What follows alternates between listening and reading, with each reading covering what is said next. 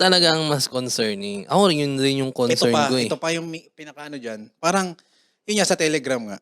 So, nagmamarket sila Yes. sa mga social media. Yes.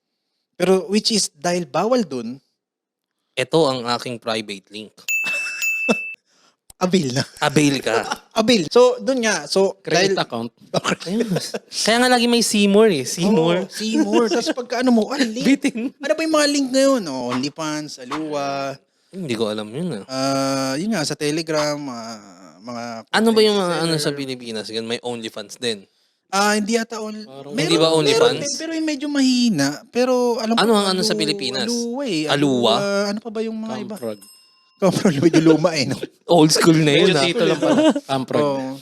So, pwede natin pag-usapan niya mamaya. Ay nga, so, Alua at saka sa Telegram. Telegram. Gcash, ganun lang yun eh, no? Oo, Gcash lang yun. So, Gcash. nakikita ko minsan is, dahil nga may mga followers na sila sa social media, doon sila nagmamarket. Pero hindi nga sila makapag-post doon dahil nga pwede silang maban, pwede silang Pero doon sila kumukuha ng banditos. ng mga Ayun na nga. Doon na nauuwi.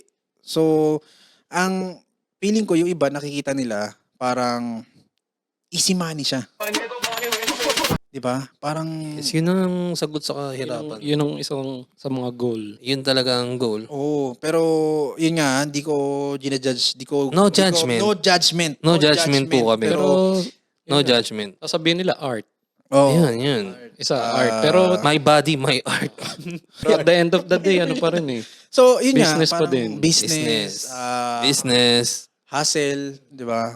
Hustle, wala naman daw tinatapakan na tao. Yun talaga yung content Which is, niya eh. labas na kami doon. Which is, yun yung hustle nyo. Diyan kayo pumipera. Diyan kayo kumuha Source ng of pangkain income. nyo. Oo.